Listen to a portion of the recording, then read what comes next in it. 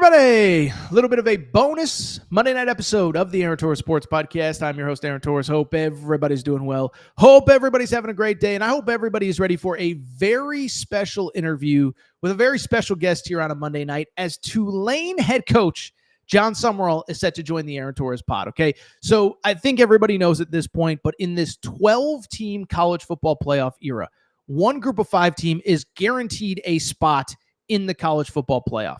Last year, it was Boise. Right now, it feels like the winner of the American will get into the college football playoff, and Tulane is in the mix with a bunch of other teams, USF, Memphis, Navy, North Texas. But I'll tell you what, Jon Sumrall, Tulane, they're sitting at 6-1. They have a bye. They're playing again Thursday. You are going to love this interview. Young coach, rising star. I will say this transparently. He is a candidate for some of these big SEC jobs that may open up. I just promise you, this guy is going to have you ready to run through a freaking wall by the end of this interview. Tulane head coach Jon Sumrall. We're going to talk about all sorts of different things, building a G5 program and sustaining success in this transfer portal era, what it would mean to Tulane to make the college football playoff. But then transparently, we do talk about him being linked to other jobs. How does he handle it? I loved the answer that he gave. Before we get started, a couple quick reminders. Make sure you're subscribed to the Aaron Torres Pod YouTube channel. This is what we do. Nobody covers college sports like we do. So if you're not subscribed to the pod, make sure to do so. YouTube, we're closing in on 64,000 subscribers. I think we can get to 70,000 before the new year. Cannot do it without your support, though, so make sure to subscribe. Also, Apple, Spotify, wherever you get your podcasts. Before we get to Jon Sumrall, a couple quick reminders. One, we want to thank our partners and our friends, SeatGeek and the SeatGeek app, okay? So it is America's #1 ticketing app. Here is the great thing, okay? So SeatGeek, they take care of their customers and they take care of you. Every ticket on the app is rated 1 through 10 with a green dot or a red dot. Green dot means go ahead and purchase. Red dot means maybe you want to reconsider. But as we get deeper into this time of year, you're going to buy tickets to watch your favorite college basketball team, your favorite college football team. Maybe you're a Tulane fan and you're going to be buying tickets to the college football playoff. Maybe you're a Kentucky fan that's hoping Jon Sumrall is your head coach and you want to buy tickets for next year or just tickets to watch your basketball team. Concert, shows, whatever. If they are selling it on the SeatGeek app, we are going to take care of you. SeatGeek takes care of you because we have a special offer with SeatGeek. All you got to do, download the SeatGeek app. Use promo code Torres. Get $20 off your first purchase. Tulane fans, you want to go to the college football playoff, get tickets now. SeatGeek.com, promo code Torres. SeatGeek.com, promo code Torres gets you $20 off. It's not just football. It's college basketball. It's NBA. It's NFL. It's concerts. It's shows. I mentioned the other day, I got a buddy that bought Backstreet Boys tickets on SeatGeek. Use promo code Torres, got 20% off. I assume he bought them for his wife. Hey, I'm not here to judge. SeatGeek.com, promo code Torres. SeatGeek.com, promo code Torres. Also, really quickly, before we get to Jon Sumrall, we got to thank our friends. We got to thank our hotel and casino partners. We got to thank Circa and Circa Sportsbook, okay? So I've told you all about Circa. Best sportsbook on the planet, okay? Biggest sportsbook in the world in Vegas. It's unbelievable. If you're in Vegas, you have to check it out. Circa, the only casino in Vegas that caters to sports fans. Everything is about you having a good time, you watching the big game, you doing it in comfort and style. They got the biggest sports book in the world. They got Stadium Swim, the unbelievable, essentially sports book outside that also doubles as a pool. Here's the cool part, though. Many of you cannot get to Vegas. I get it. It's a long trip. It's expensive. It's the holidays. You're trying to save. Circa has now opened up a new sports book. How about this? Franklin, Kentucky at Mint Kentucky Downs. So you go to Mint Kentucky Downs if you live on that Kentucky-Tennessee border. It's only about 35, 40 minutes from Nashville. Was talking to a buddy this weekend in Nashville who was like, oh, I see ads for the Mint all the time. Well, their sports book is now run by Circa. And here's the great thing. All the hospitality of Circa that you get in Vegas, you can now get in Franklin, Kentucky. So make sure to check it out. Franklin, Kentucky, Mint Kentucky Downs, the new Circa Sportsbook. By the way, Torres is going to come down to Mint Kentucky Downs to do a few shows. So if you have a game that you want me to get down for, if you have a date, let me know. Franklin, Kentucky, Mint Kentucky Downs. All right, no more time to waste. We got ourselves an unbelievable guest. You are going to love this interview with Jon Sumrall. Jon Sumrall, Tulane head coach, up next. All right, joining me via Zoom. Really excited to talk to this guy, head coach of the Tulane Green Wave. On a bye, they say there's no rest for the weary in the season, but I'm told 4 mile run, lift, some film. Now you're talking to Torres here on a afternoon. What's going on, Coach Jon Sumrall? How you doing? I'm great, man. Appreciate you having me on. Yeah, no, that's a normal schedule though. The normal routine for Thursday is 4 mile run and a little lift and then back to the office. So we get started early around here. We're a morning practice team. I'm usually feet on the pavement running like 5:30 a.m. trying to make sure I stay in decent shape. But yeah, man, we're doing that. Got to go on the road, recruit tomorrow, hop on the plane and go see several of our committed guys, bouncing around to several, like four different states, I believe, is what my recruiting staff's got me doing tomorrow. And then we'll get back to a normal schedule for Saturday with a Thursday game. Saturday will really be like a Monday. Fantastic. Let's talk a little bit about, everything that you just said and everything that's going on this season. First of all, I was thinking about this. This is your fourth year as a head coach, and 6-1, very much in the playoff picture. And I was just thinking about this. So I was a guy that maybe 4, 5, 6 years ago, as we started talking about playoff expansion, I wasn't really there. And my thought process was, you get to the end of the year, you kind of know there's 2, 3 teams that are kind of in the mix. But as I was prepping for today, I was thinking about just how special it feels like it must be for a program like you, a bunch of other, American schools, to be able to say we are in the playoff mix. We are 6-1 here on October 23rd. If we keep doing what we're doing, we're going to kind of hear our name called in that group of 12, that final 12 in that playoff bracket. Was just curious because you've kind of lived through the 4-team era as a head coach and now obviously that 12-team era. How fun is it for you? But then also, how much of a carrot is it to hang in front of your guys of, you guys take care of business, we're going to be in that 12-team bracket? Yeah, for the schools at our level, coaches, players, everybody involved, fan base, playoff expansion to 12 teams and having an automatic G6, highest ranked G6 team get in is such a huge incentive, and it makes the season that much more entertaining and interesting. Our league is positioned really well, I think, this year to be the one that gets that berth. You look at what our teams in our conference have done across the board, whether it be us beating Duke and Northwestern and being 6-1, whether it be Memphis beating Arkansas, South Florida beating Florida. There's a ton of examples. Tulsa, who's in our conference, maybe doesn't have a ton of wins, but they beat Oklahoma State. I'm missing plenty of them. Like there's a lot of them our conference has accomplished. I think it adds a ton of value to the viewership. And I think also too, like even if you're above our level, even like if you're one of the P2s or P4s or whatever the heck it's called now, I think those teams, I think it become more like the NFL at that level because of the payrolls that they have and the level of competition and the parity. We're not quite there yet. But I think because of that, you're going to see teams that have 2 losses more often, right? Have a shot to get in because perfection is so hard to attain in this world we live in now. It's not like 25 years ago where the national championship team was going to be an undefeated team every year.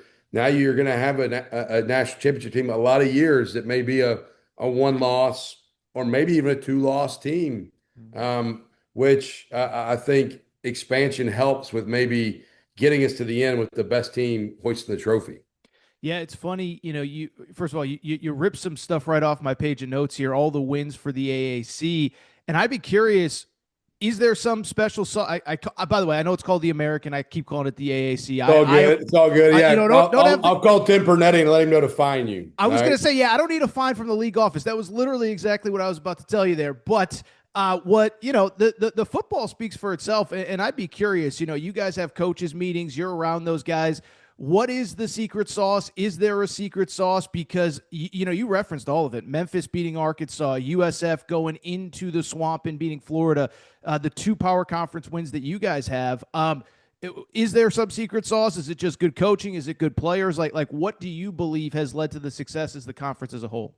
Yeah, I think it's a combination of all those things. I mean, I think resourcing matters, right? Like it's easier to win with more resources than with less. Of course. And so I think you look at what South Florida's done from a resourcing standpoint, and Memphis has done, and what we've done, we're trying to catch them, I feel like, in some regards right now with resourcing. But I think this league across the board, school by school, has committed more and more and more resourcing to being good in football. And so I think that helps. And the resourcing allows you to, put together great staffs, put together great rosters, hopefully have good facilities, a lot of things like that make the job better and easier and more competitive, though. And so this league, I think, has a bunch of teams that are really committing towards trying to be at the top end of the league. And so I think it's positioned as well. It's a challenge. This league each and every week's a challenge because you got what you would consider your conventional teams like Memphis and South Florida.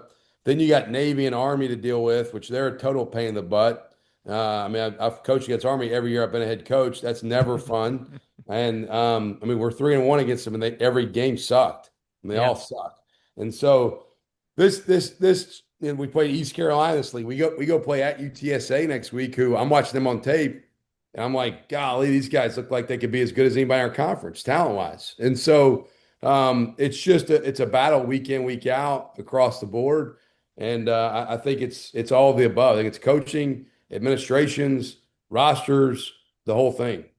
You mentioned like resourcing and putting things together. I'd be curious from your perspective. As I used the word secret sauce a minute ago with the American, not the AAC, let the record show. But the secret sauce about what is leading to success for the conference. I'd be curious. There's so much talk about roster building, maintaining rosters, this and that. And again, to the degree that anyone has figured it out at the G6 level, 4 straight seasons for you as a head coach, 4 straight really high level seasons, 3 plus what we're seeing this year. Is there a secret sauce? Like, how do you go about building rosters in the offseason? Because it just feels like every single year you have your team ready to compete for a league title, no matter who you lost, no matter who you're bringing in, all that. If you got the secret sauce for how to retain players, Sure. let me know. We lost a bunch of them last year. That's I think the biggest thing is as a head coach, you can take none of the attrition personal. Of course. Like in the offseason, a lot was made of us losing Darian to Duke. Well, when I knew what we could pay Darian and I knew what Duke could pay Darian, I'm like, whoa, okay, like congrats, bro. Like that's awesome. Like I wasn't even mad about it. Like Dinner's on some you. of our Yep. fan base probably is like, how could you feel like that? I'm like, well, let me ask you this. If somebody was going to give you like 10 times as much money, would you take it? Yeah, you probably would take the job, maybe. And so man, our job here is to year in, year out, put the best team together we can, which some of that is how do you put the best players on your roster, but you also have to evaluate the team fit, the culture fit, the character fit. Like my job as head coach, I'm the gatekeeper of the locker room. All right. And we got to make sure the assistant coaches better make sure in their position rooms we got good enough players to help us be competitive on the field. But man, when I meet with guys, I talk a decent amount about the football side. I talk just as much about like, hey, do you love football? Are you tough? And are you gonna let me coach you hard? Because if you're soft, you don't want to get coached hard, don't come here. Like do not come to this place. It'll be miserable for you. It'll be miserable for me. We're very, very demanding. All right. That doesn't mean we're demeaning, man. I love our players, like love, like with a capital L. Our players know there is a genuine care, concern, appreciation for them, authentic, genuine relationships across the board. Like we do life with our guys. That's how we roll. But I think it's you have to be able to adapt and evolve. And everybody references the movie Moneyball and Billy Bean and all that stuff. Like that's where I kind of feel like we are. Like we've got maybe better resourcing than I had at Troy to do roster building with maybe rev share NIL. We also don't have what maybe the SECs have, right? Like when it comes head to head, like right now, I've got a handful of committed kids and one that we just lost to another SEC school that's been committed. Yeah. Where we get a kid committed, we feel like we got him, but an SEC school can come in and stroke a check, and it's like, whoa, well, you just have to understand where you are in the pecking order. Relationships make things easier, but checkbooks a lot of times win out at the end of the day. and you constantly are churning, trying to figure out how do you make your team better, your roster better. It's a never-ending process. I feel like I've become like part head coach, part general manager. Even Sure. though I have a recruiting staff, I have a GM, I have basically a salary cap guy that handles all that stuff for me. I'm still really involved in that process and having to touch that process intimately because you as a head coach, there's nothing that goes on in the building where I'm not dialed in. And man, it's a never-ending process to make sure you're positioning yourself to have an opportunity to be competitive each and every year. All right, we're going to get back to the show in a minute. But before we do, you know what we got to do? We got to thank our friends. We got to thank our partners. We got to go ahead and thank Caulipuffs and Caulipuffs.com. Yeah, you see the logo on the back of the screen right here. Okay, so I've told you all about Caulipuffs, but family-owned company, not far from where I live. Joey, a huge sports fan. And one day he was sitting on the couch and he said, you know what? I need a snack that is both healthy but delicious, something my kids are going to love, something my family's going to love, something I'm going to love. And so he came up with Caulipuffs. This is the new age health food snack. You don't need to go to the grocery aisle and buy all that crap, the Doritos, the Fritos. No, my friends, you need Caulipuffs. Baked, not fried, avocado oil, no grease, healthy ingredients. But here's the best part. They taste freaking delicious. Actually, there's another best part. In addition to tasting delicious, in addition to being healthy, they are also taking care of listeners of the Aaron Torres pod. Okay, so check this out. All you got to do is go to Caulipuffs.com. That's Caulipuffs.com, Caulipuffs.com, and you can get 15% off any purchase with the promo code Torres. That's Torres, Torres.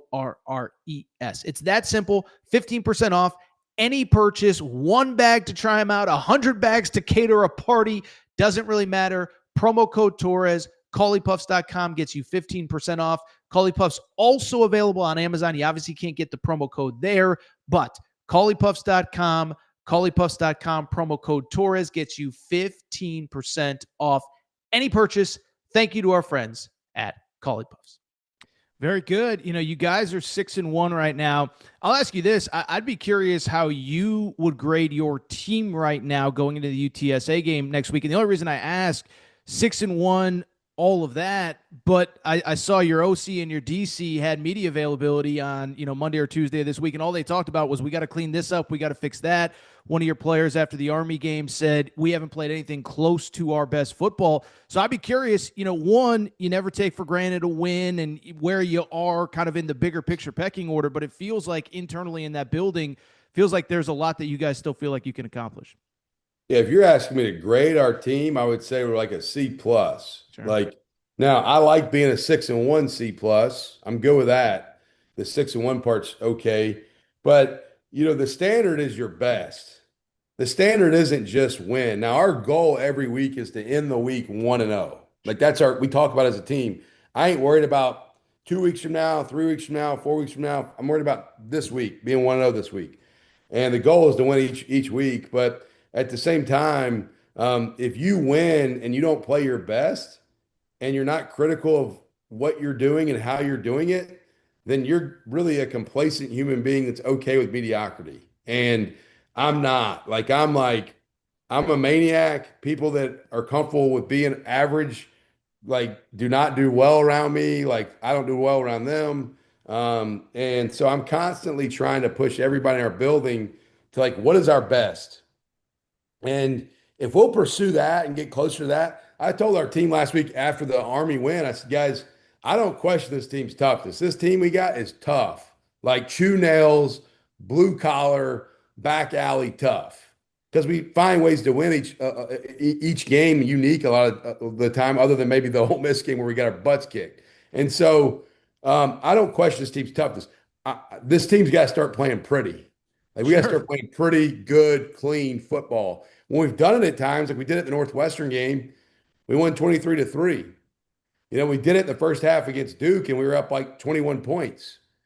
But we're not playing a complete football game in all three phases yet to where we're clicking on all cylinders. When we do, watch out. We got a shot to do something special. I just want to push to that faster. That's my biggest frustration is I want to get there sooner, and I want to see it because we're down to 5 regular freaking games, man. 5 regular season games are left. Let's go. The clock is ticking. Fantastic. Couple more. We'll get you out of here. I know you're on a tight schedule. The first one, you referenced kind of the season coming to an end, all that. I would just ask you, it's a question every single coach seemingly in America is being asked is, as you have success, your name is naturally going to be linked to other spots. I heard even Mike Elko, top 5 team in the country, best start in 35 years, being asked about other jobs. Obviously, you have success. You've coached in a lot of places. You played at certain places.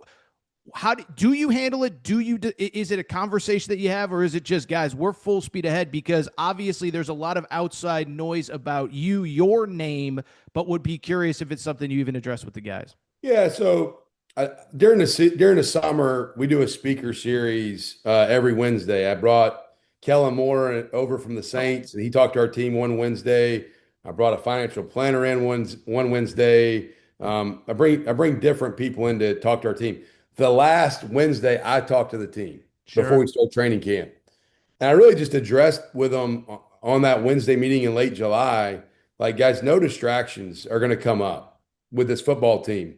And what I mean by that is when things are going bad, there may be fans or people on like Twitter or whatever the heck it's called now that are calling for me to get fired, right? And when things are going good, they may try to speculate like, hey, coach could go here or do that, do something else. Same thing with the assistant coaches. Like, if we play a great offensive game, everybody's going to talk about, man, Coach Craig should be on this watch list for a job. Or if we play a bad offensive game, they're going to talk about, like, how do we get him out of here? Like, let's run him out of town. Players deal with the same thing. Yep. Like, players now, they can probably appreciate this better now because there is player movement. Yep. There's players getting paid. So I said, guys, flip this to you guys as well. Man, we lost players off of last year's team. I referenced Darian. Like, I don't know exactly what he's making, but he's making a lot of money. And I said, guys, some of y'all will be presented with decisions you have to make at the end of the year. Let's make them at the freaking end of the year. Like, it's October 23rd. Like, don't give me anything about my agent is telling me we should look at this transfer spot, or an assistant coach, my agent is telling me we should look at, when you look at that end of the year, like, and so our players can relate to that now because they go through it. So I talked to them about no distractions. Hey, here's other distractions that come up as a player. You're not getting the opportunities that your uncle, your dad, or your whoever thinks you should. Like, man, the coaches are messing you over. Hey, work harder, like, earn opportunities. And so I addressed the team. I pulled back the curtain for them in July, like probably more than most do. Here's the deal, Aaron. If I wanted to be, if like my ultimate goal was just to be a Power 4 head coach, I wouldn't be at Tulane. I've had those opportunities. If my ultimate goal was just to make the biggest paycheck, I wouldn't be at Tulane. Other people have offered me more money than I make here. I love where I'm at. I love what I do. I love who I do it with. I've told my team, 25 years from now, can I tell you I'm going to be sitting here coaching Tulane? I don't know that. I wouldn't be mad if I was. Like, I'm cool. Like, I wouldn't be pissed about that. I'd be cool with that. I love New Orleans. I love everything about my job. I'm so freaking micro focused on going 1-0 every week that, like, all that speculation, I don't even pay attention to it. When people bring it up to me, I'm like, get away from me. Like, don't even talk. Like, I ain't got no time for it. And so, that's great for social media stuff, or probably some backroom message board chat thing where you can have like an anonymous name and nobody knows who you are and everybody thinks they're the AD with a keyboard in front of them. You know what I mean? But like, I'm into Tulane football and winning a game every week right now. That's all I'm worried about. All right, so last one. How do you go 1-0 this week against UTSA? We're recording not technically in game week, but it's the next game on the schedule. And then again, you got to focus on the one in front of you, but obviously you guys, have had success. The ultimate goal is to play for a conference championship, compete for that G6 spot in the playoff. Just next steps to go 1-0, but hopefully I guess it would be 5-0 the rest of the regular season. Well, the challenge we have at UTSA is real. These guys have been really good at home. Their home record is off the charts the last few years. They're talented. Like, right now, their record's not very indicative of their talent. Like, they've got length and speed and athletic ability all over the field. They got one of the nation's leading rushers. They got one of the best returning quarterbacks in our conference in McCown.